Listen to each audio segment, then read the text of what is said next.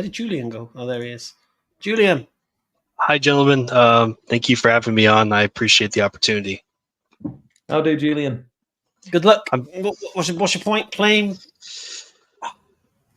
I'm here to come in from an agnostic perspective. My first message, I said, I consider myself a Christian, and that's because during like times of trouble or surprise or something, I'll kind of instinctively just say like, "Oh, Jesus" or "God," or So I feel like it's been very, very much instilled in me by just my upbringing. So I still want to acknowledge that part of myself. It's not something I've been able to like shake off, excise or shake off. Yeah. But intellectually, I think I'm coming in from an agnostic perspective, and what I'm hoping to talk about is how do these ideas affect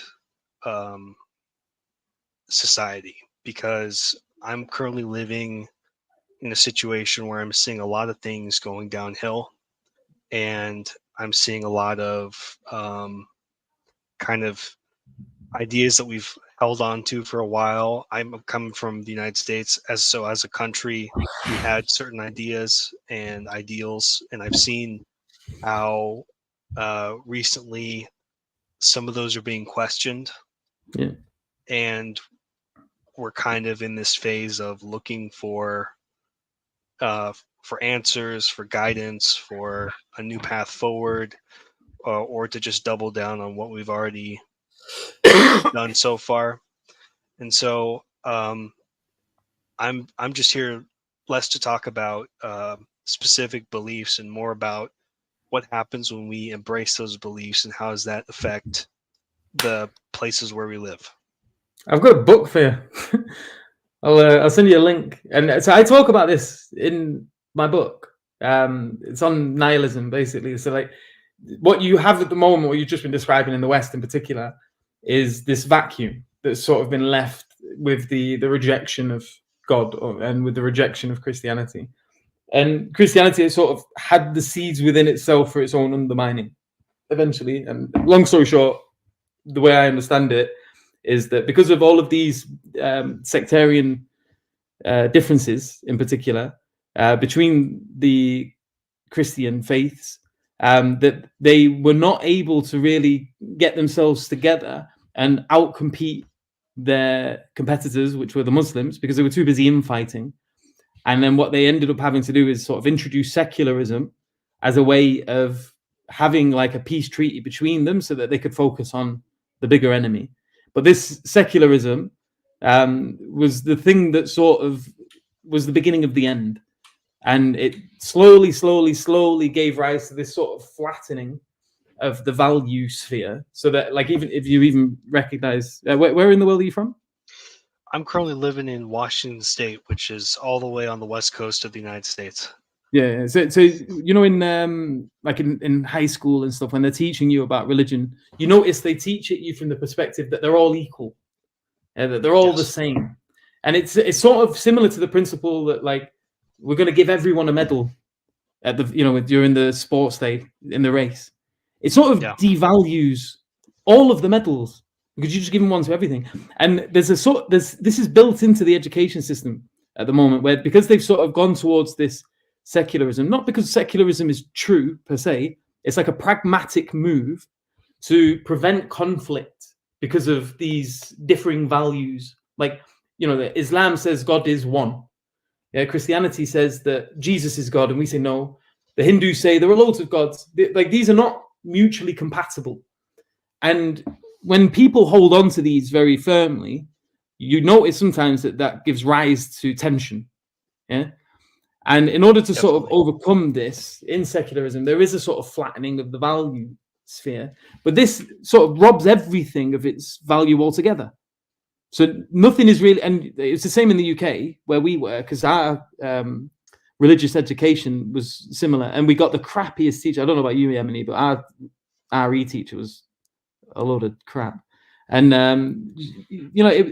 you don't really get a sense of the importance of any of these, and so everyone ends up sort of falling into agnosticism or atheism as a result of the education, because it's sort of like left with it.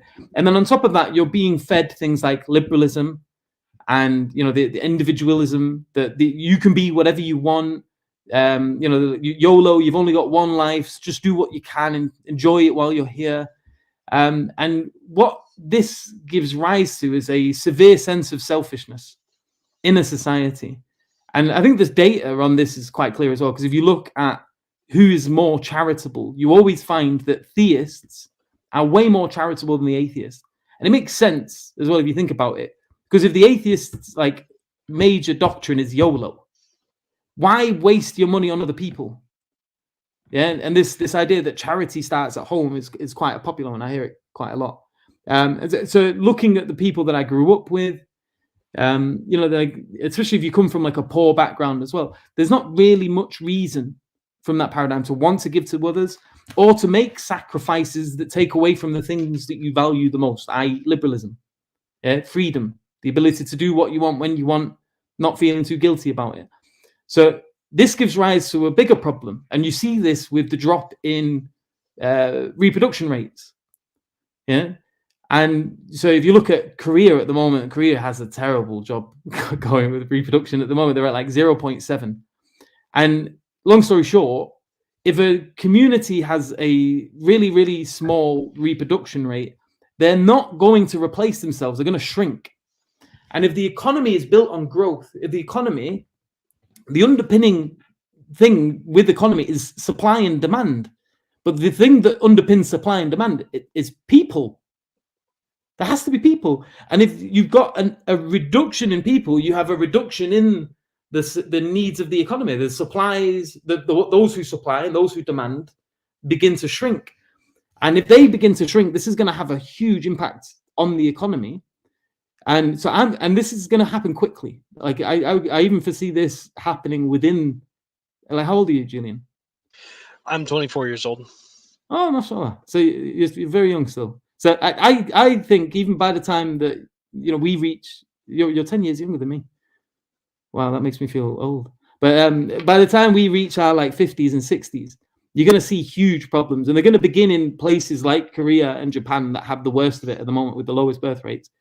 But there's reasons why they've got low birth rates, because they look at children as a burden, as a sacrifice they're not willing to make, because children take away your income, they take away your time, they take away your energy, your efforts, they take away your freedom. You can't just do whatever you want when you want. So, and not only that, there's so many obstacles. If you get into a relationship with someone, because we've got this, the destruction of the traditional method of courtship was with marriage and commitment, long-term commitment. Now you have this sort of, the sexual economy where people just sort of move from one partner to the other quite quickly. And on top of that, you have contraception, which allows that type of behavior. And then on top of that, if for whatever reason, if the contraception doesn't work, like condoms, the pill, etc., the abortion is on the table. And if abortion doesn't work, they can give the child away for adoption. And if they keep the child, sometimes they'll have just one. They'll recognize how difficult it is to have a child in terms of how it impacts your freedoms, etc. And they go, I'm never having another one. And they have to try to combat this huge problem with reproduction in liberalistic societies with immigration. But the problem with immigration is that brings people that have a completely different value system to you and mixing them in with the indigenous population. And so you get the complaints that you get of the typical right-wingers now, where they're looking, the Muslims, they're all coming over here. Oh, are you busy? Just making sure that audio is clear. Don't want to disrupt you at all. No, so I know I'm going on a bit of a ramble, but you following so far? Oh, I've been following the whole time. Yeah. So basically, they complain about the Muslims, and what they say about the Muslims is true. Yeah, we're having babies. Yeah, we are reproducing, and we are calling people to something. We are filling a vacuum, and people flood to us because of, number one, the strength of the arguments that we have. Number two, it fulfills many needs, and we're going to get into them. And it offers a shield and a protection for many of the problems that a liberalistic society brings forward. And what this does is this means we're going to increase. And like if you look at Pew Research, if you look at anything, that makes sense because our birth rates are higher than 2. Yeah, we are increasing in size because of birth rates, because our value system specifically puts emphasis on reproduction, on the blessings of having children and raising pious children that do good deeds, that look after the poor, the needy, the sick, the orphan, the traveler, etc. Like there's emphasis on community over individualism. There's emphasis on sacrifice, on giving a good loan to Allah, and He will return it to you in the akhirah. There's emphasis on giving so much that it hurts, especially during the month of Ramadan, when Muslims give ridiculous amounts to the point where they may give it in secret and cry because they've given too much and they're like, crap, I've given so much. But it's built into the system to allow this type of behavior to manifest.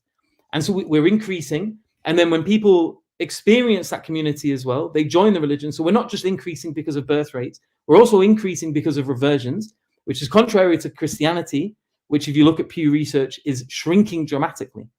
Yeah.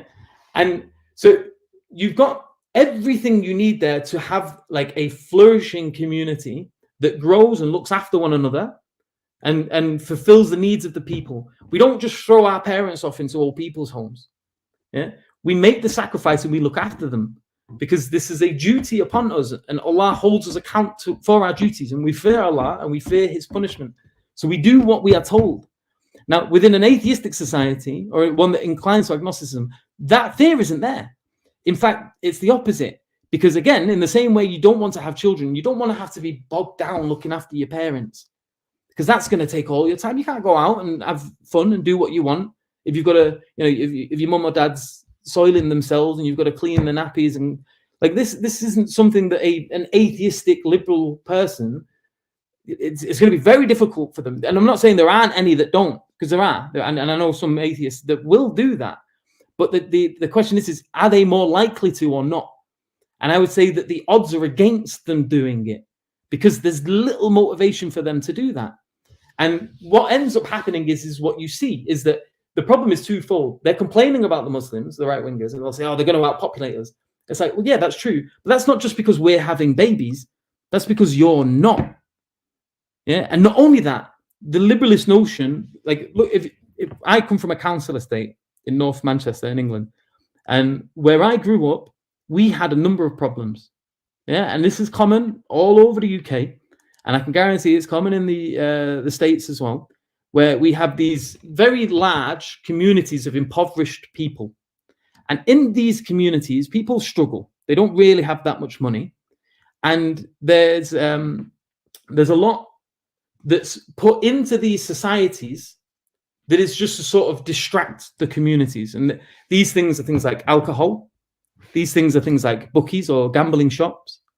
Yeah, they advertise payday loans that have an incredible amount of interest on top of them. There's a high drug use. There's zina or adultery that occurs quite often. So people are just having sex with whoever they want, which makes it very difficult for them to get used to having long-term relationships. There's so many problems. And as a result of that, me and pretty much everyone around me were coming into single-parent families. Like my dad died of a heroin overdose when I was 9. My next-door neighbor, who was my best mate, I don't even know where his dad was. He just wasn't in the game. And his mum was a heroin addict. My other friend who lived 2 doors down, his mum was an alcoholic. And again, I don't know where his dad was. And it was the same with pretty much all of the lads on the estate I used to hang about with. None of us had dads. None of them were there. Yeah, you had the odd one that did. Yeah, but it wasn't the norm. Like there's a huge problem with absent parents. Yeah, like dysfunctional families, drug and alcohol abuse, gambling addictions, yeah, sex addictions. There's high rates of crime. Like people would steal from each other that were friends. Yeah, so a funny story. One lad that I knew growing up with had this group of friends, and one of them, his kindness got the better of him, and it did him over. And he just used to let everyone on the estate come into the house. And then one day, one of them took advantage, climbed in through the window, made himself a sandwich in this guy's house when they're not there, stole his TV before he stole it, he watched the TV, then he stole it, climbed out the window and got off. And then he told all of his friends about it, so everyone knew. And the guy who he robbed it off ended up finding out anyway. but there was nothing he could do about it because there's this anti-grass culture where you can know someone does wrongs, but you can't grass on them. There's no sense of justice in these societies, and this isn't conducive, to a healthy community at all. And then myself, reading the Sharia, I'm becoming slowly convinced of the idea, because you keep in mind, I come from a Catholic background. I became an atheist for the whole part of my teenage years. And then I went traveling and I stayed in Buddhist temples in Korea and Taiwan and Malaysia and Thailand and stuff. And I'm running a bar and I'm talking to people from all over the world, Jews, Christians, Muslims, Hindus, atheists, agnostics, pagans, witches. And I'm talking to people about their beliefs. And in this discussion, I'm becoming more and more convinced of God, that God exists. Seems like the most plausible explanation to me. I'm becoming more and more convinced of Tawheed, or the oneness of God in particular. And I'm becoming more and more convinced of the Quran, because I'm reading it, along with reading all these other scriptures. The Quran, Islam was the only one that's ticking all these boxes. And I'm thinking about where I have come from, society, which goes back to the original question that you were just asking. What does it offer for the society? What does it offer for the community? Islam offers a shield for all of the problems that I've just mentioned.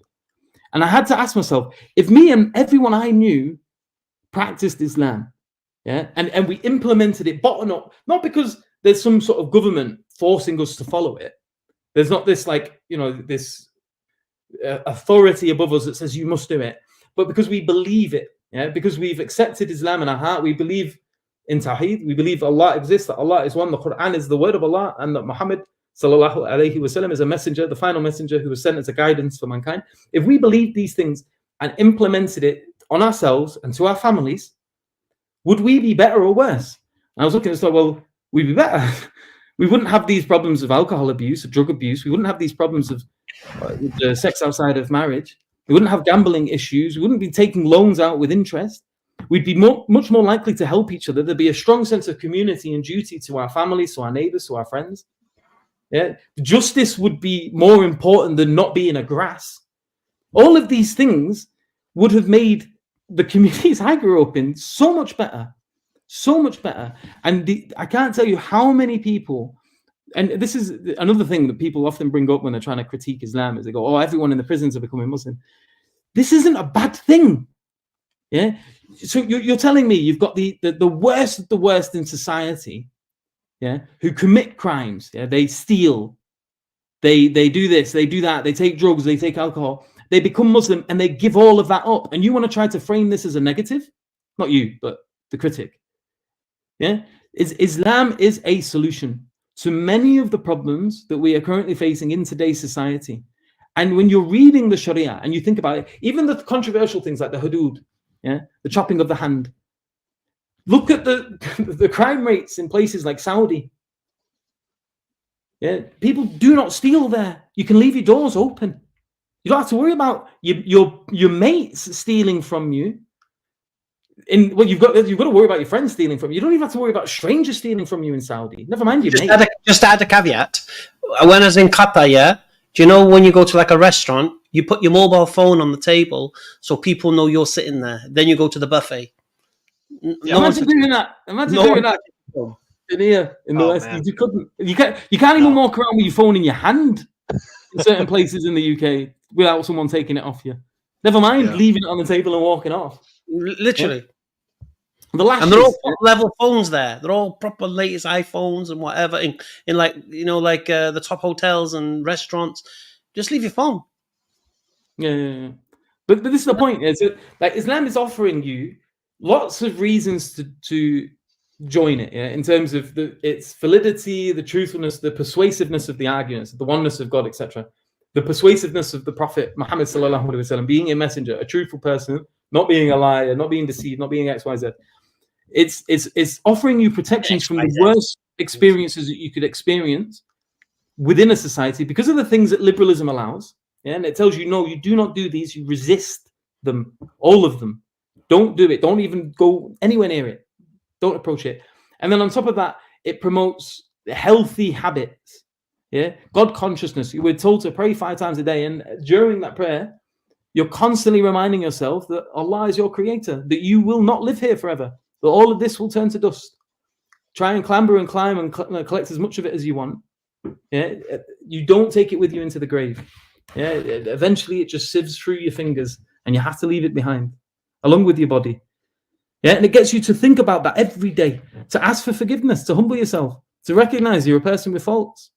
Yeah, and Allah says, all of us sin. Yeah, every single one of us have this inclination to do wrong, but He likes to forgive. He is the forgiving, and so we ask for forgiveness constantly. That makes us self-reflect. Like, we're supposed to think about, what have I done? What could I have done better? So on and so forth. Yeah, like it gets you to think about what kind of person you are.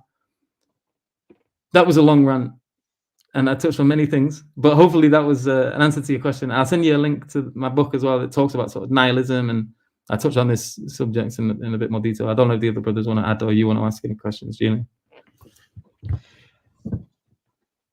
I'll say that for someone with my kind of background, appealing to what can Islam do for society, for the people around us, is a good way to appeal, because we get kind of, I'm talking about kind of agnostic or just kind of apolitical general mass of people.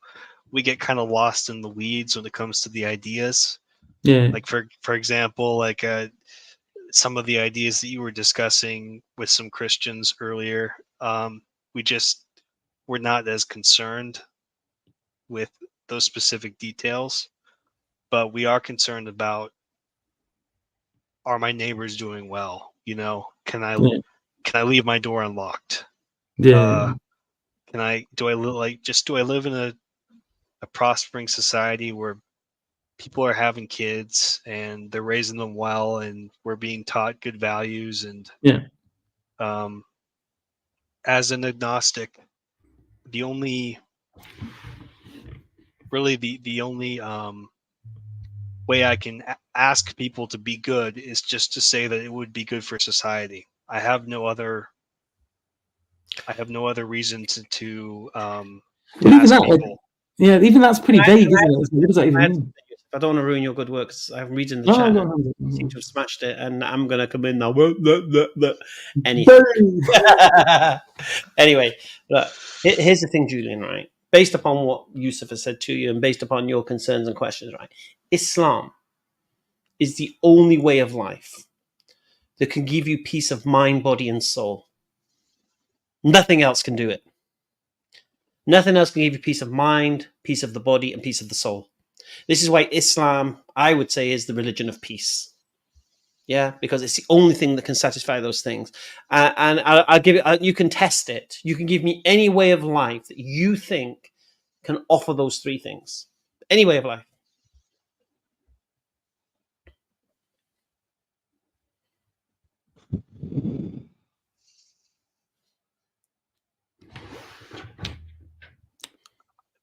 For some religious or highly religious individuals of other faiths, they might say the same thing.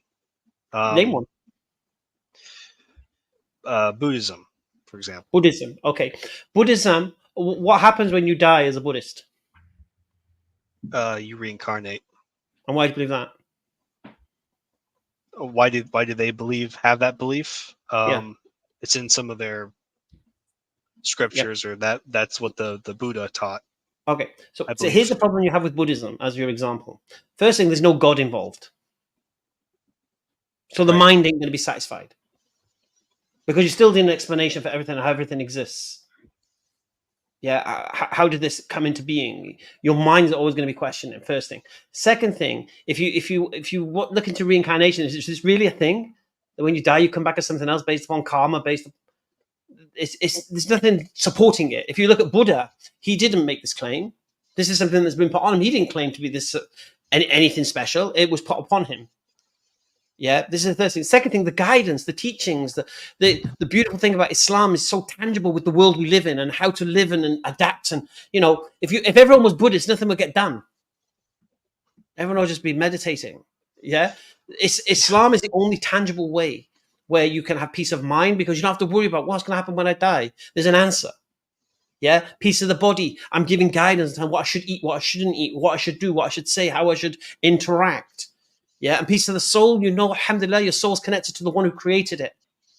Once your soul is connected to the one who's created it, you're feeding your soul. But only Islam can fulfill those three.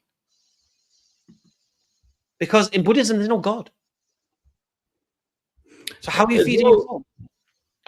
With Buddhism as well, it's like there's a lot. Oh, yeah, you were a Buddhist, weren't you? Yeah, so I kind of identify as one slightly, but I got to stay in different Buddhist temples. So I was in Korea, and I was in Buddhist temples there, and then I went to Taiwan and checked them out there, and then I was in Myanmar and in Thailand. And so I was looking at the different forms of it and that, and like all of them, they all worship these big gold statues of men. Like they prostrate and they bow down to men that lived and breathed and died.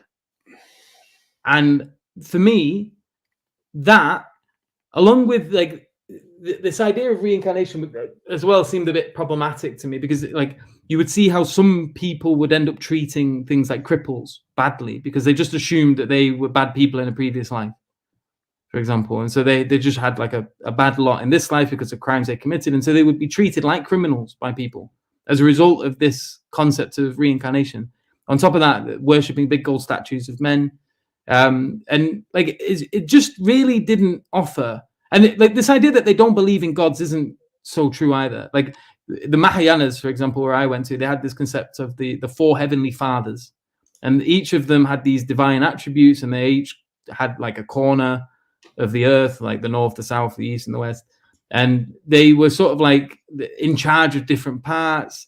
And all of this just seemed to me to be problematic. And then when I was looking into like the history of it, I learned a bit about other religions as well, like Hinduism. So the Buddha, the first Buddha, Prince Siddhartha, came from India. He was a Hindu, and he was raised as a Hindu, and he basically apostated, long story short, and ran off, and started his own little thing. And it like there was like a cool philosophy to it.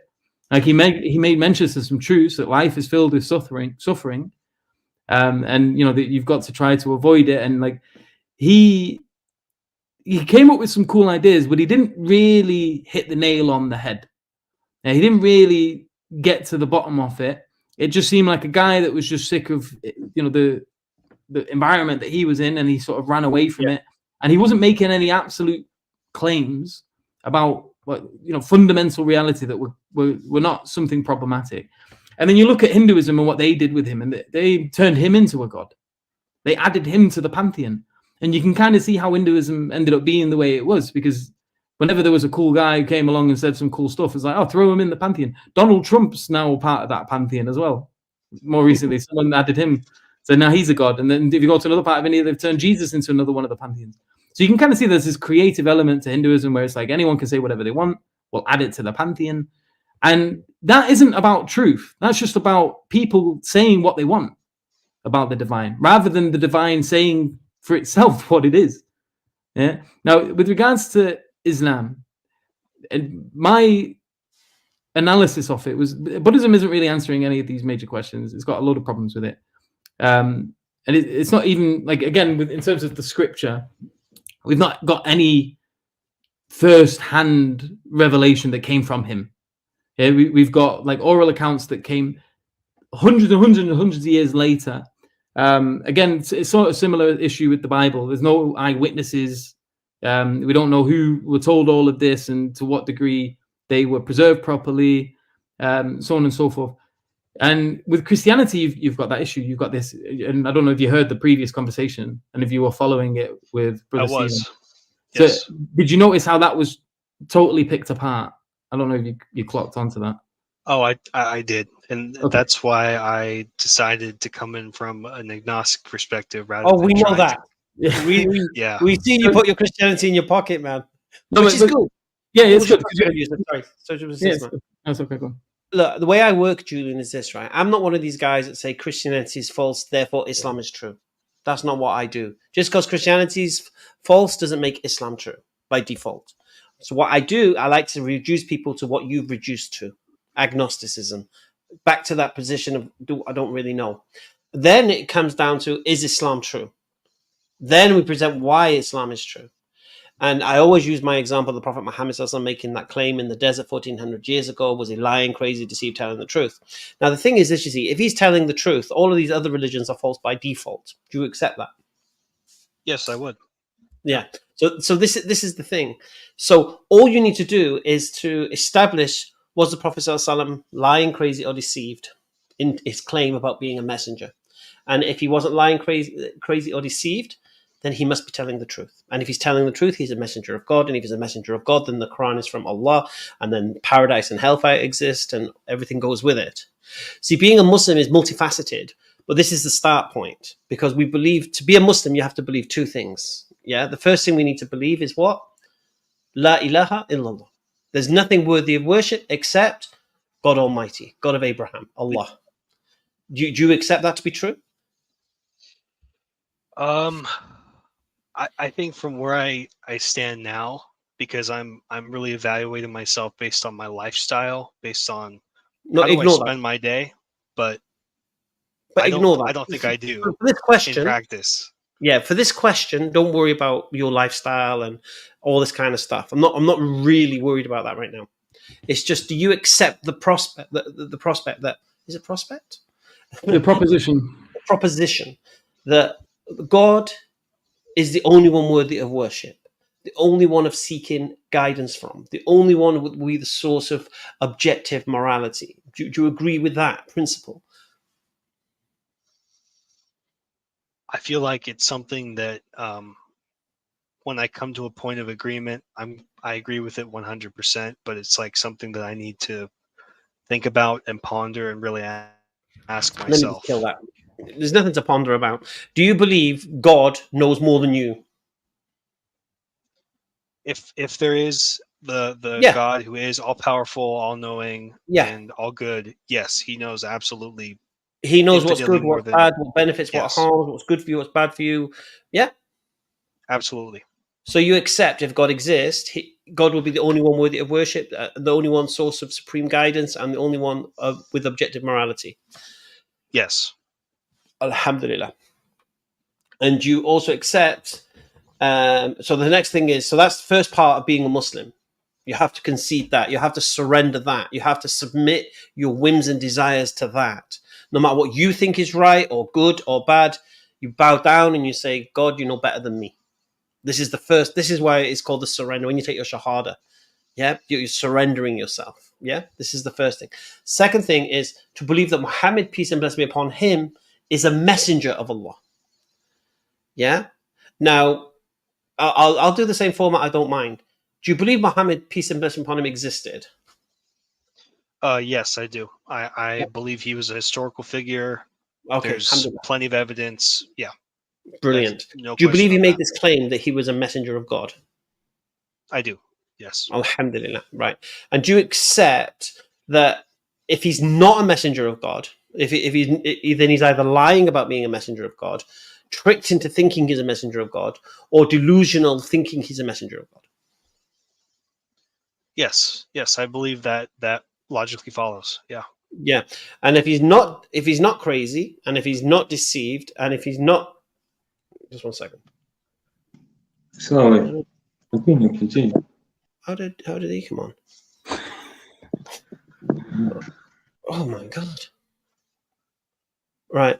So if he's not, so we can demonstrate to you that he's not lying, and he's not crazy, and he's not deceived. Would you accept he's telling the truth? I think I would. Logically speaking, I have issues with it. My issues come from a place of agnosticism where truth is not accessible. It's not accessible. It's not. Yeah, you need my book. How would I phrase it? Yeah. Can I ask you? Do you feel like if I describe this person to you, tell me if this sounds like you? So you've grown up, and maybe when you were younger, you were a bit naive, or like you've been told something about the world and you sort of just accepted it because we all do when we're kids. We've got no reason to not. And then at some point, reality sort of hits you. You start to recognize there's a lot more to life than you've been told. There's lots of different positions. You start getting access to the internet, and you're like, there's so many different ways of trying to explain and interpret the world. And there's just too much information, and I don't feel like I've got enough time to go through it all and to be able to make a justified conclusion. And like you sort of have this feeling that you have to check everything. Like you've got to go through every single argument. You've got to, like, in order to be justified for picking one of them. Like I've got to look into every religion. I've got to look into everything that everyone says in order to be able to choose one. And because I can't do that, truth is not accessible to me. Would you say that is like where you're at? Yeah, it's absolutely a part of my journey, and it's not only part of my journey, but probably millions of other adults, young adults. Yeah, me as well. Back in the day. So I'm going to give you an example. Yeah. So Hamza loves Sherlock Holmes, so I'm going to make mention of Sherlock Holmes. Let's say the three of us, we have a look. We look and we find Brother Yemeni, who's above us. He's been killed. There's a murderer out there, and we want to know who it is. Right? And we see the dead body, and we see evidence is lying around. And Brother Hamza comes along and does his Sherlock Holmes flex, and he deduces who the murderer is. And he says, I think it is this person because the evidence suggests that it is this person. And then we take it to court, we show it to the judge and the jury, and they look at the evidences and they go, no, you've made a good case. It does look like this person, we'll call him X, is the murderer. And then, as we're about to hit the hammer and throw this person in prison, you run in and you go, whoa. But there's like 8 billion people on the planet. Yeah, we've got to check every single one of them and make sure each and every one of them are not the murderer. Like in this example, I think you would recognize that isn't a good way to approach the problem. Yeah, that you don't need to look at every single person. What you need to do is you need to look at where the evidences point. And if you've got lots of things pointing towards a particular thing, you've got good reason to accept it. And if you've got lots of reasons pointing away from other things, you can reject them. Now, we can group things into categories. So we don't need to look into every religion. We can talk about religions in the form of a category. So we can talk about monotheism. We can talk about polytheism.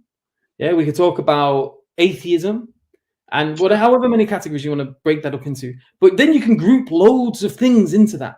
In the same way, when it comes to the murderer, yeah?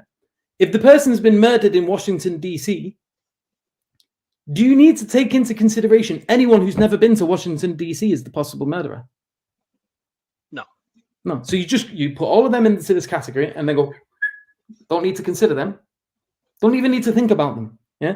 So in the same way, if we group religions into categories, if monotheism, it turns out at the end of your exploration makes more sense to you than polytheism, what can you do with the concept of polytheism? I can, I wanted to respond by saying, in that example, what I like is it doesn't actually, for me, matter whether or not the person did it. It matters to me that the evidence is pointing to that position. So for me, I actually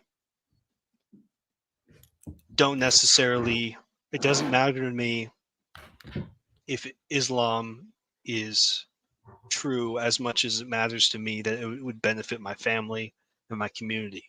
Yeah. And I would happily be I would happily do everything Islam asked of me if it meant that there would be these positive effects, even if I didn't believe in its actual core beliefs myself. But there's an important thing to understand here as well, is that if Islam is true, even if you didn't receive the positive effects, you should still believe in it. So, for example, with the Prophet Muhammad sallallahu alaihi wasallam, in the first 10, do you know much about Islamic history?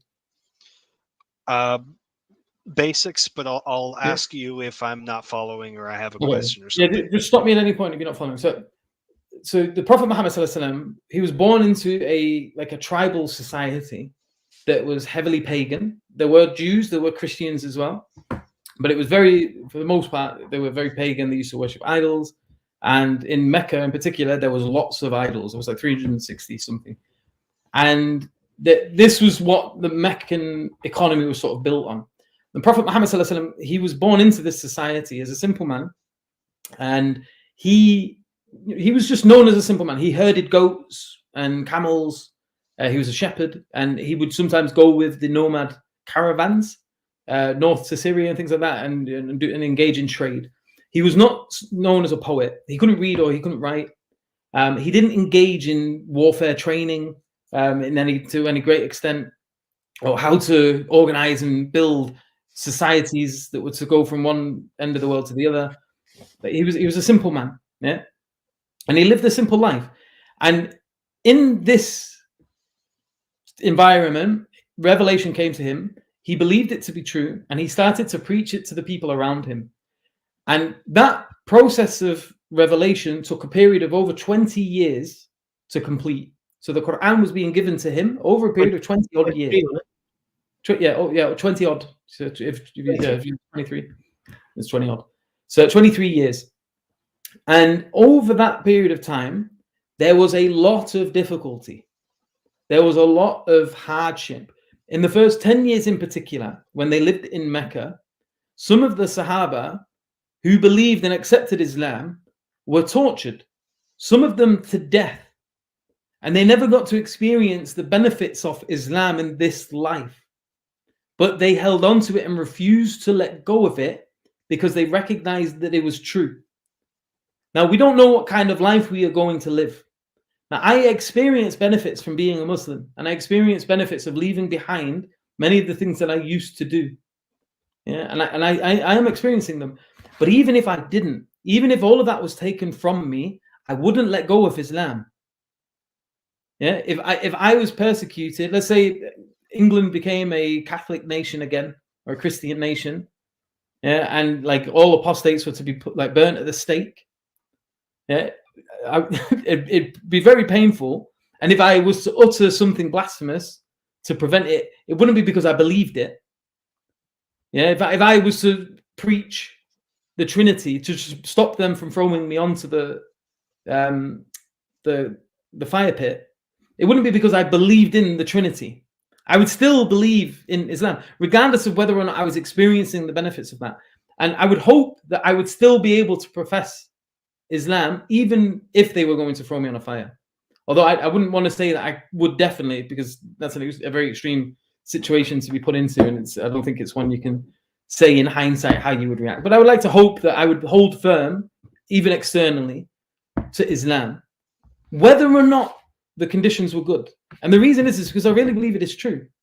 Yeah, I believe that God exists, and that the proposition that God exists makes much more sense than the alternative that he doesn't. And that there are a lot more problems that rise from the idea that all of this, everything you see around you, all of this complexity, you yourself, the Quran says, there are signs within the heavens and the earth and within your own selves for those who ponder. Yeah, I don't think if you seriously look at yourself and you look up at the stars, that you can really say to me wholeheartedly that you believe, and I know people do, but I don't think they really do believe it, that none of this was the result of something intelligent, something wise, a designer, a creator. I think the proposition that all of this was created by a God makes much more sense than to say it is the product of randomness, that me and you only exist because snooker balls hit snooker balls, and fundamentally there's no consciousness at bottom, and there's no such thing as the self. We're just in this big cosmic soup. The idea of identity is illusory, all of that. I think this gives rise to so many more problems. Yeah, it has so little explanatory power in relation to the theistic position. I think it's much more clear. And then on top of that, the idea of tawheed, monotheism, that God is one, I think is so much more intuitive than any notion of polytheism. And when you look at the polytheistic religions, you see monotheism is at the base of them. Even the Vedas in the Hindu scriptures, like one of the most famous polytheistic religions we have now, if you look at the Vedas, they say the God is one. don't worship idols. And Do then not you make look at graven how, images. no graven images. And then you look at how they get extra gods, and you're like, okay, that makes sense. Now I know why there's so many, because they're just letting people add whoever. Buddha was born, he ran off, started his own thing, and they're like, throw him in, make him a god. Yeah, Jesus happens over it, like, make him a god. Donald Trump gets elected, make him a god as well. Like, you can see how the numbers increased. Yeah, and if you look even at the Greeks, the Scandinavians, the Romans, you have this family tree of gods, and it goes back to an original source. Yeah, the first thing that gave rise to it all. And even if you're going to create another fake polytheistic religion, you're going to start with one God. You're going to produce a religion. You're going to begin with one God. So, as far as I'm concerned, monotheism is a much clearer explanation of how all of these things started, and polytheism is the development of what we would refer to as a deviation, yeah, as a bid'ah, a changing of what was originally there. So we've got God exists, we've got monotheism, and we've got this. You look at the Quran, yeah. Keep in mind that whole thing that I just told you, yeah. And that this was produced by a man who could not read or write. I don't know if you've ever listened to the Quran, but it's beautiful. Yeah. So it's filled with wisdom that helps to give success to an entire civilization within one generation. These people were pre-Islam. We call it the times of Jahiliyyah, the times of ignorance. They were tribal. They were at each other's throats. They were killing each other, kind of like in London now, with this sort of gang mentality. I'm from this postcode, mate. You're from that postcode. You call my mum something, and I'll shoot everyone that you're related to. Like there was just this mental tribal mentality. They would bury their own kids, and somehow Muhammad sallallahu alaihi wasallam, he's posited here, despite all of the odds, despite everything that was going against him, he insisted on preaching Tawheed, even though they abused him and everyone that followed him, even though they offered him everything you would think someone that was lying would accept. They offered him money, they offered him women, they offered him a position of power, they offered him all of these things while they were berating him, while they were boycotting him, some starving people to death, yeah, abusing some to death. Some were tortured, like in the worst possible way you could imagine. I'm not even going to bother describing it, so it was horrible. Keep that in mind. And they continue to preach Tawheed. They continue to say, no, La ilaha illallah, Muhammad Rasulullah, La ilaha illallah, there is no God worthy of worship but God. They continue to do so over and over and over and over again, regardless of the odds. They had to flee Mecca and they went to Medina, and they were small in number, and they were chased by the pagans, and they were surrounded by the pagans. And the pagans were, I don't know, what was it? The army was like 3,000 in number, and the Muslims were much smaller than that, maybe 1,000 or 300. I can't remember the number. But the point was they were outnumbered by a great amount. They were surrounded. There was no escape, and they've got to fight these people. And despite the odds, they maintained belief in what they were preaching. They maintained belief in Tawheed. They didn't give it up. They even had community within their own communities betraying them. There was a whole tribe of the Jews that was plotting with the enemy to make sure that the enemy could win, and they would have overrun and wiped all of the Muslims out. And they would have been tortured in the same way that the other ones that have been tortured were. They would have been killed. And despite that, you've got all of these odds against them. Muhammad sallallahu alaihi wasallam is promising them the world. He's saying Syria is going to be yours. Like you're gonna, and he points to one of the companions, and he says, "You will hold the bracelets of the king of Persia." Keep in mind, Persia is like an empire.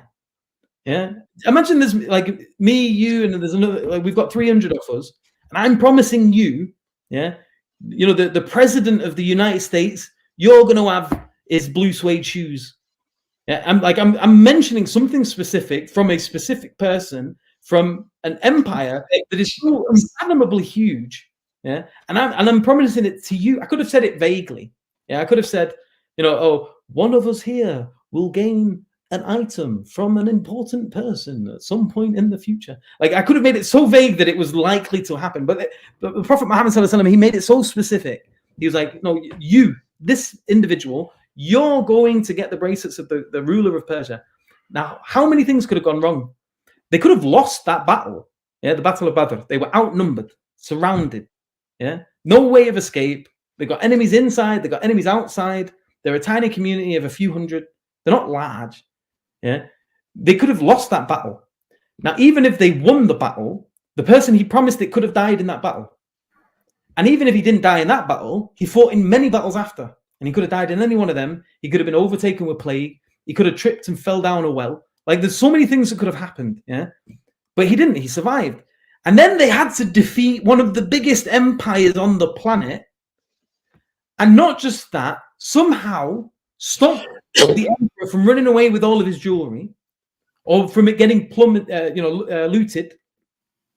They had to take the specific jewelry, and then the person that was promised it had to receive it somehow. And the end result is that the person that was promised the jewelry of the ruler of Persia was given it. Yeah, and they continued in one generation to move an empire all the way to Andalus, which is modern day Spain, all the way to China. Yeah, and all of this came from a man who couldn't read or write. Yeah, who wasn't known as a poet. Poetry was a huge thing. Yeah, you know, we got rap battles in that today. You got Dr. Dre and Snoop Dogg and Tupac and all that. Like, this was their thing back in the day. They loved their rap battles, but it was poetry. And the most honored among them, their celebrities, were the poets. So that if they could recite beautifully, if they could do it eloquently, they would become famous. And if someone did it, all of the famous poets would critique, and they say, "Oh, you could have done this better. You could have done that better. You could have done this better." It was a huge part of their culture. Yeah, it was a massive part of their culture. The Quran was something that was revealed to a man who had no training in it. He was not known by anyone as someone who was a poet. Yeah, he wasn't someone who used to release poetry prior to that. So he just comes out of nowhere.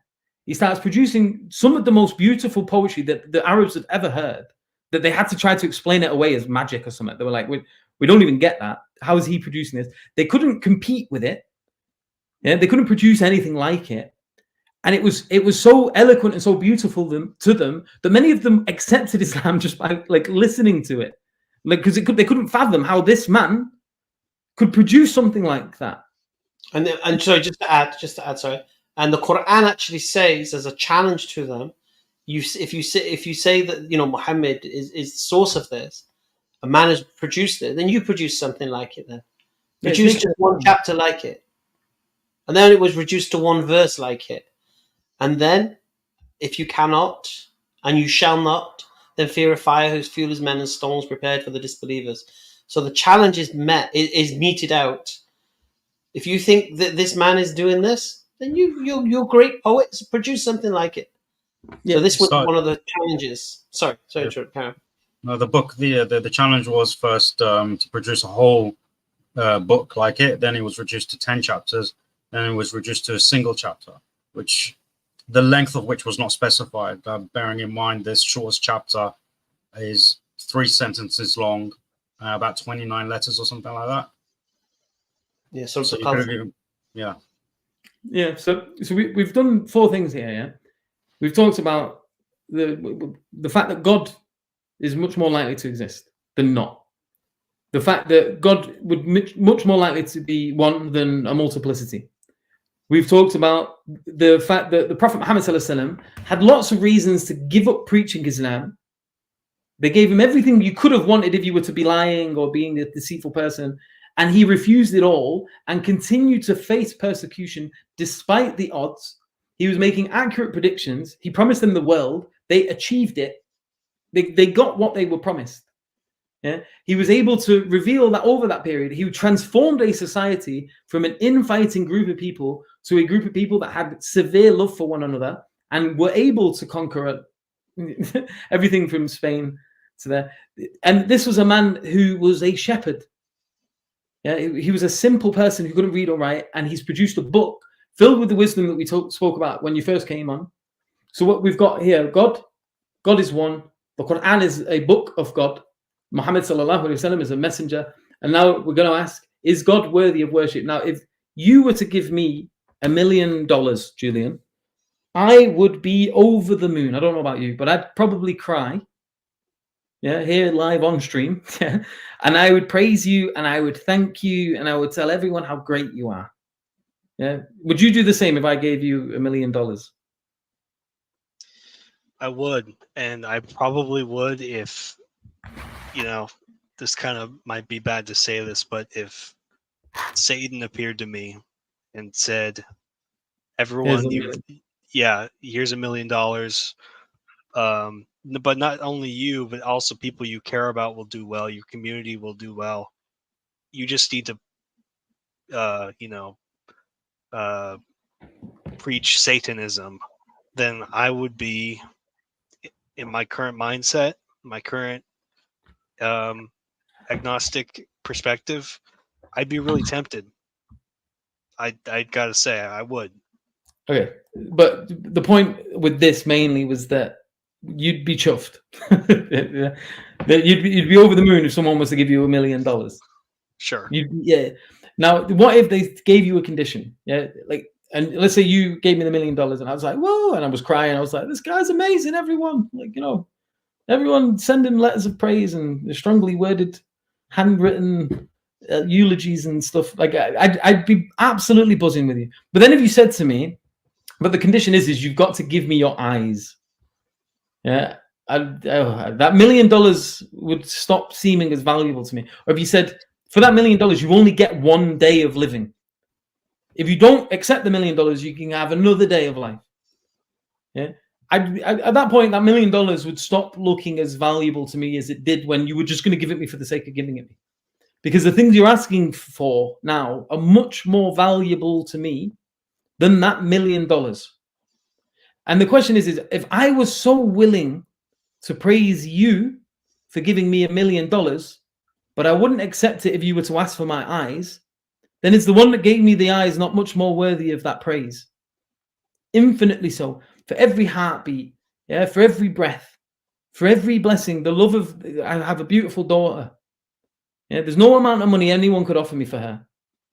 Is God, for my mother. Yeah, I have a beautiful connection with my mum. Yeah, for just the opportunity to live. And I've not had an easy life. I've had a lot of crap go on. I mentioned my dad passed away when I was 9. His brother, my uncle, who I loved, my favorite, died a year later because of alcohol. I've had friends commit suicide and die young, and there's been crap everywhere. Yeah, it's been hard. But despite that, like, I wouldn't give any of it up for $1 million or 100 million.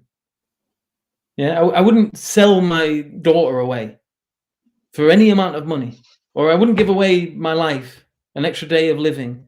I wouldn't just accept 1 day of life or you to take my eyes for $1 million or $100 million. And the point here is this: Allah is the one who gave me all of these things. And like, if that $1 million is worthy of however much praise that it is worth, a days, a years, a lifetimes, then how much praise is God worthy of? Considering everything that he gives you, everything that you take for granted. And keep in mind as well that I can guarantee you there are things that you should be grateful of that you are forgetful about. If do you ever wear perfume or aftershave? Closest thing I have is deodorant. Deodorant, right? But have you noticed with smells? Yeah, if you spray them on, to begin with, you can smell them, but eventually you become nose blind to them. Like, I'm a big aftershave guy. I love my aftershaves. Yeah, I like my ouds, the extract, the parfums, and I love my nice smells.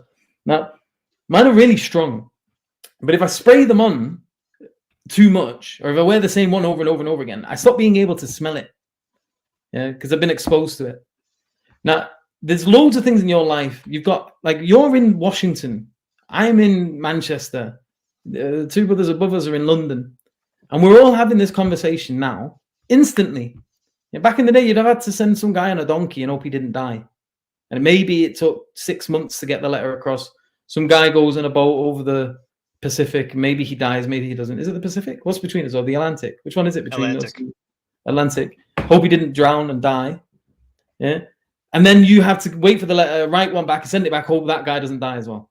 Yeah. But now we're talking to each other instantly, and yet during this whole process, you've probably completely forgot about how amazing that is. Yeah, You're right. Yeah, because it's like we're in a room together, and yeah, in and all of reality, this we're super far apart. Yeah. Now, what about all the other blessings you've got? Yeah, like, I have access to clean drinking water straight out of my tap. If I want an avocado from Peru, there's a 24-hour Asda around the corner. I can go and get an avocado from Peru for a couple of quid. If I want chocolate, I can go get it. If I want, I have access to food, the light in here. I don't need to worry about setting a bloody fire or lighting candles every 2 minutes. The heating, I can just flick a switch, the whole house gets heated. If I go to the toilet, I don't need to poo in a bucket and throw it out the window like they used to have to do. Yeah, I just sorry to be crude, but you go on the loo, you press a little button, and it just disappears. It's not a problem anymore. It's not in your life. And I engage with all of these blessings constantly. Yeah, I've got this laptop. I've got a car. I've got a mobile device. I've got clean drinking water. I've got a washing machine. Yeah, my family on my mum's side all lived on farms in Poland. You used to have to clean with the bare hands in a washboard. It took hours. Yeah, now I just throw them into this machine and I press a button and I walk away for 2 hours. I come back and it smells lovely and it's nice and clean. But I can't tell you how often I engage with all of these things mindlessly without being grateful of any of them. Yeah, life is filled with blessings that just go straight over our head because we're so used to them that it's become the default position. Access to the internet, man. How many people have access to it in the world? There's so many people that still don't. Yeah, that is a blessing, even today. You live better than kings did 200 years ago. Yeah, but do we appreciate it? Do we even recognize it, or do we, as most humans do, especially in the West, do we wallow in self-pity? Woe is us. Oh, how I wish life could be better. How I wish I could live like these celebrities do. How I wish I could have what these people have. We're always looking elsewhere at those who have more, that we just completely miss all of the things we do have already. Yeah. This is particularly on point for me because I actually suffer from some pretty bad chronic pain. So I was actually going to ask before I left and let someone else come on, if you could kindly ask some of your followers to just maybe say a prayer about, we'll do one for you now. Julian heals. May Allah. So firstly, I'm going to ask for your guidance. May Allah subhanahu wa ta'ala guide you to Islam, yeah, and open your heart to the truth of everything that I've been saying to you, that Allah exists, that Allah is one, that He is worthy of worship, that the Quran is His word, and that Muhammad sallallahu alaihi wasallam is the messenger of Allah subhanahu wa ta'ala. And may He give you shifa. And if you do accept, I'm going to give you something else. In Islam, we have an understanding of pain and suffering. It's not without reason. Yeah? If you're thinking of it from an atheistic perspective, you suffer. There's no fundamental reason to that. It's just an accident of your fate. Yeah, the atoms have hit other atoms in such a way that you're now going to have to just experience pain. From the Islamic perspective, we've got a number of hadith, and we've got the Quran that talk about this in great detail. That nothing befalls a believer, be that hardship, suffering, anxiety, pain, even the pricking of a thorn, but that Allah subhanahu wa ta'ala will expiate your sins with it. Yeah, so that when literally on the day of judgment, you will look at everything that you've ever done in your life, and you'll have this pile of good deeds and this pile of bad deeds. And if you bear your pain patiently, the bad deeds dissolve and disappear because of all of the pain that you bared with patience. Yeah, this has a lasting meaning. There is a purpose to your suffering. It is a means by which Allah tests you and makes you stronger. Some of the best people I know are those who have suffered and learned to suffer with patience. There's people I know that I have so much love for that have had absolutely terrible lives, and you can look at them and think, how have you even got yourself together? Yeah, like what? How are you not just a crumbled pile of mess on the floor with everything that you've had to deal with? Yeah, I feel that. But there's a strength in it. Yeah, you go to the gym, you hurt. Yeah, the pain feels like crap, but there is a reason. Like there is a long-term benefit to it. Now, with regards to like whatever pain you're going through now, it can be a means by which you can build character, especially if you understand that it is for a reason. Yeah. Who was it that said, I can bear any pain if you just give me a why. Yeah? If you just give me a reason as to why it's happening, I'll bear it. And there's a story in a book called Man's Search for Meaning. It's about a Jew who survived a Holocaust. He was a psychologist, and he was talking to a husband who outlived his wife, and he was suffering like crazy because of it. And it's like his wife passed away, and now he's like mourning over her death. And it was hurting him because there wasn't a reason for it for him. He couldn't really understand why he was going through it. And there was just a simple question. It was, what would your wife have been like if you would have died first? And the answer was like, oh, she'd have been in ruin. It'd have been like, I don't know if she'd have been able to handle it. And so, well, you outliving her, you've saved her from that. And in that moment, that just transformed it for him, because now he understood there was a reason, or that, that there was a why. Yeah, he saved his missus from having to go through something. And now we're talking more abstract. Yeah, we're talking about everyone's suffering, not just this one particular person. Yeah, but from the Islamic perspective, Allah subhanahu wa ta'ala tests us on this world, in this life, with trials, with pain, with adversity. And if we overcome it, if we learn to deal with it with patience, there is a huge reward for that. We've got a brother, Jazz, who's another Muslim da'i, someone like us who calls to Islam. He also suffers from chronic pains. So check his channel out. There was a really good conversation that we had with another brother called Guga. And he was suffering from, he was just bound to a wheelchair, and he could barely move anything other than his neck, even just, I don't even know if he could move his neck that much. And we had to buy him a mouse that he used with his mouth to use his computer. But he used to proper game with us as well. Yeah, amazing. And he was behind the scenes. He did so much, for the propagating the da'wah. He did video editing. He did social media stuff. He was engaged behind the scenes. No one really knew about him. He was just a little quiet guy. I'll send you a video. I'm going to get your contact details after this so we can talk. And I'll send you this stuff. But he was someone who suffered a lot. Jazz is someone who suffered a lot. And we had a conversation, me, Jazz, and Brother Guga. And we were discussing these things about suffering and pain and things like that. And the thing is within Islam, you are given a framework to understand why this is happening to you. And there's another hadith that talks about a man who had an entire life of suffering. And on the day of judgment, he was dipped into paradise. He was dipped into heaven. And he was asked, did you ever suffer? And his answer was no. No. And this isn't inconceivable, because we have it in this life. If you ever experience joy, do you forget your pains? For a brief moment, yes. In the experience of joy, you forget, don't you? We used to go casino a lot when we were younger.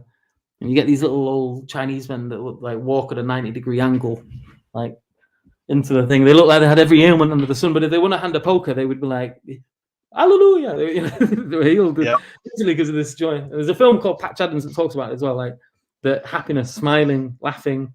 These things are good for the soul, and they can help you to forget your pains. Now, the description of Jannah, of paradise, in the Quran and the Sunnah is that it is unlike any pleasure you've ever experienced. Yeah, it is beyond comprehension. No eye has seen, no ear has heard, no heart has felt what you are going to experience in Jannah. Yeah, it's just beyond comprehension. So when you were dipped in it, never mind getting to stay there, walking around, chilling in the mansions, drinking from the rivers, eating from the fruits. Yeah, just dipped in it, just like a little, just. Yeah. Yeah. That's enough to make you forget anything you've ever gone through in your life.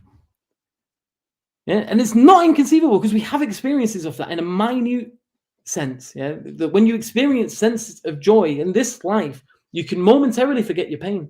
And Jannah is like an infinite experience of pleasure. Even in dreams, you have nightmares. Yeah. When I was a kid, I had scary nightmares about aliens and stuff chasing me, and I could only move in slow motion. And it was horrible. And if I had to punch the alien, I couldn't punch it hard. And it was just and then it was horrible. Yeah. And it was very traumatizing for a young boy. I was probably 6, 7 at the time, because my dad used to make me watch horror movies. Having these dreams that were just the most terrifying thing. Even now, I have vivid memories of these dreams that were that terrifying. Yeah.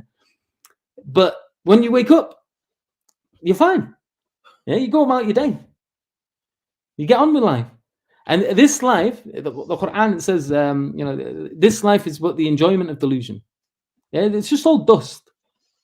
Yeah, it's we're here for a period of time, and it'll be like the passing of a day. And the older you get, you'll recognize time seems to me. I'm 34 now, and I don't know where that time's gone at all. Hamza's getting proper dusty. How old are you now, Hamza? How old am I? I'm 50. How has that felt like a long time, or is it zoomed past? It's flown. It's flown. Yeah. And the Quran talks about this. I've been a Muslim now in 22 years. No, mashallah. So Yeah. But the point is that on the day of judgment, whatever you've gone through, yeah, it's not going to be it's not because of a game. Allah says He's not done all of this in jest. This isn't a joke. Yeah, there's a reason for it.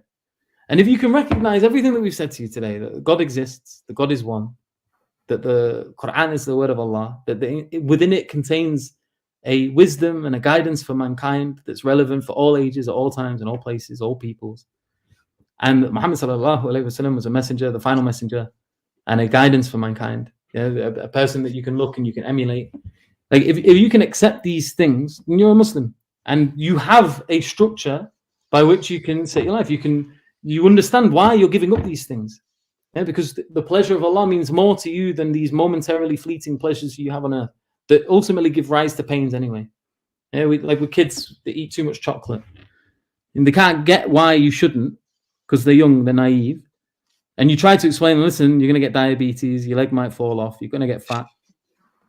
They don't understand any of that because they're young, they're naive, limited information, and it's tasty. That's all they care. And we kind of like that when we get older, aren't we? Like we incline to pleasures, hedonists. Give me alcohol, give me food, give me porn, give me women, give me this, give me that, give me money. And this isn't good for us.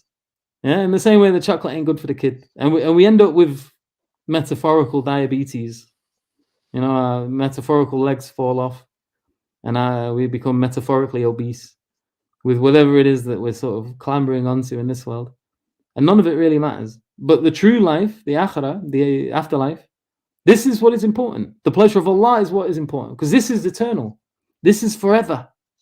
Yeah, and it's a means by which, honestly, if you do accept it and you come to believe it in the same way that the three of us do, it transforms your outlook. It transforms the way you see pain. I can't explain to you that in every experience of sadness for me, there's a kernel of sweetness, and I don't know why. Like I can't explain it, but when I suffer, there's a niceness in it. And it's always there. Whatever I'm going through, whenever there's hardship, it's like, Ya Allah, Allahu Akbar. Like there's a reason for it. Yeah, I know there's good in it. Yeah, because Allahu Akbar, Allah is the greatest, and He makes these things with reason. Yeah, He's not playing games. Yeah, I went on like a 2-hour ramble then. That was nice. It was nice. So, Julian, ready to be a Muslim? I'm ready to seriously think about it. And no, I do mean that. And watch videos and read your book. And all you need to do is this: determine whether or not the Prophet Muhammad ﷺ was telling the truth when he claimed to be a messenger of God. That's what you've got to do. Everything else is the rest of your life. Just look at that, and the way to do that is very, very simple. He made a claim 1400 years ago. Either he's telling the truth about that claim and an angel did speak to him. Either he's crazy in believing an angel speaking to him. Either he's lying about an angel speaking to him, or he's deceived into believing into thinking an angel speaking to him. One of those four things has to be the truth, the true reality. And all you need to do is look at each of the claims. Forget the truth claim, just deal with the other claims. Was he lying? What would we expect to see if he lied? Looking at his character, looking at his life, what should be the effects of him being a liar? What would his motive be? Did he have the capacity to do this thing? You would look at these things. Yeah, there's a stream on my channel called "Was the Prophet ﷺ a liar?" So watch that, and then there's another one that's "Was he crazy?" So we brought a psychiatrist on, and we did a full stream as to what mental illnesses could produce these kind of symptoms, and we concluded there was nothing. Right. Yeah, don't get me wrong. Schizophrenia could produce these symptoms, but then when you see the life of the Prophet Muhammad ﷺ, we don't see the symptoms of schizophrenia. So you can't say he had schizophrenia because of this, but then you see he's not a social recluse, he's not paranoid, and he's so accomplished in what he's doing. That's not what schizophrenics are. So watch that. So we got 2 videos, and then next week we're doing it. Yeah, Yemeni. Yeah. So next week, my brother here, he's doing the presentation on, was the Prophet ﷺ deceived? Yeah. So was he tricked by Satan, by the devil, to think he's a messenger of God when in fact he's a messenger of the devil? Which is the most ridiculous claim, but this is the Christian claim, so it would be the most ridiculous. But so anyway, we've left that nonsense till last. So, but what I suggest you do, Julian, is watch the other 2, then watch the presentation next Friday, and then come on and take your shahada and become a Muslim. All right, dude. Okay. Just a quick one. Julian, did everything that Yusuf said, did it make sense to you? Yeah, it resonated with me. Have you read the Quran? No, never even opened a page. Because everything that Yusuf said stems from the Quran. Right, like for example, take that bit about suffering at the end, right?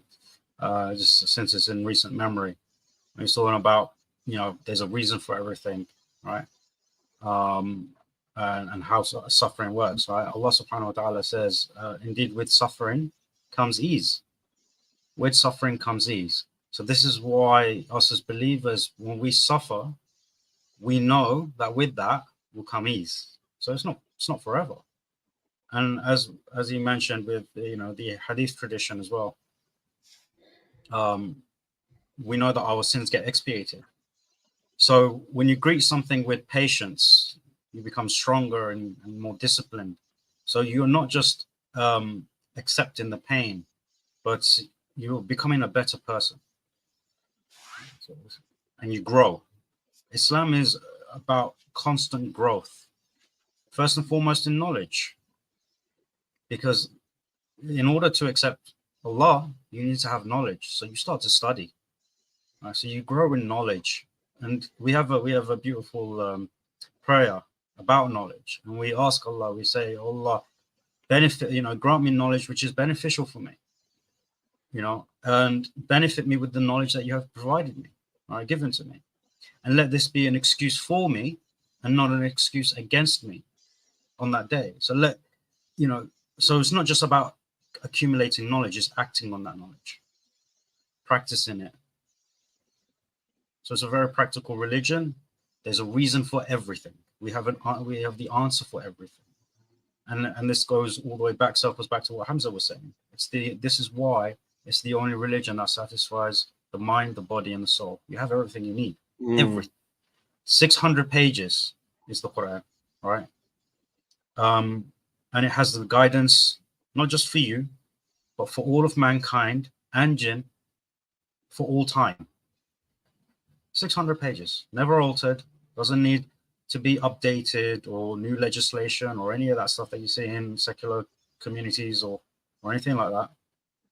One book, 600 pages. It's smaller than a Harry Potter book. You can finish reading it in a month. You can finish reading it in a week. And it will guide you and your family and your society and mankind till the day of judgment. So have a read of it, right? And the first thing that was revealed to us as Muslims was read in the name of your Lord. So read the Quran and you'll see that the reason why everything that Yusuf said resonated with you, it's because it came from there. And that should help you in your journey. Thank you. Julian, can I give you my email address? Yes, absolutely. Yeah, so just if you write this down, y.ponders. So it's my name is Yusuf Ponders here. So it's y.ponders@sapiensinstitute.com. Sapiens Institute. Yeah, I'll put it in the chat. y.ponders at sapiensinstitute.org, not .com. .org. I put it in the back chat. If you copy and paste that. Yep. Send me an email and I'll send you my book. And and the Quran, a good translation of the Quran for you to read. Also, I've also shared the link for that podcast that Yusuf did with Ejaz and Dennis. If you scroll up a little bit in the back chat, it's there. I'll copy and paste it further down again. Mhm. There you go. There you go. Yeah. Yeah, so that's the two brothers we mentioned. One Ijaz suffering from chronic pain, and brother Guga, who was bound to a wheelchair and lost the use of his body. And what was his disease called? Muscular dystrophy. I can never say it properly. I can't remember. The thing that Stephen Hawkins had. Yeah. I can't remember the name of the disease, but it was But it's a brilliant little discussion. Which one is it? The last one you put in there? Yeah, it's at the bottom. So there's my email address and then a link to that. And if you email me, I'll send you all the things I said I sent you. I will send you, inshallah. Okay, Julian. Take care. Nice talking to you, bro. Thank you very much. Do what I said. Watch the two presentations on my channel. One about was the Prophet crazy? One was he lying? And then watch the final presentation next Friday, and then conclude for yourself the reality.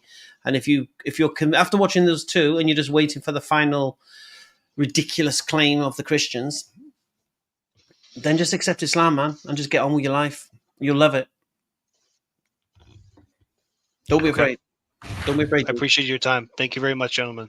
Thanks You're welcome. Julian. It's been really nice talking to you. Very nice talking to you. Bye. Bye.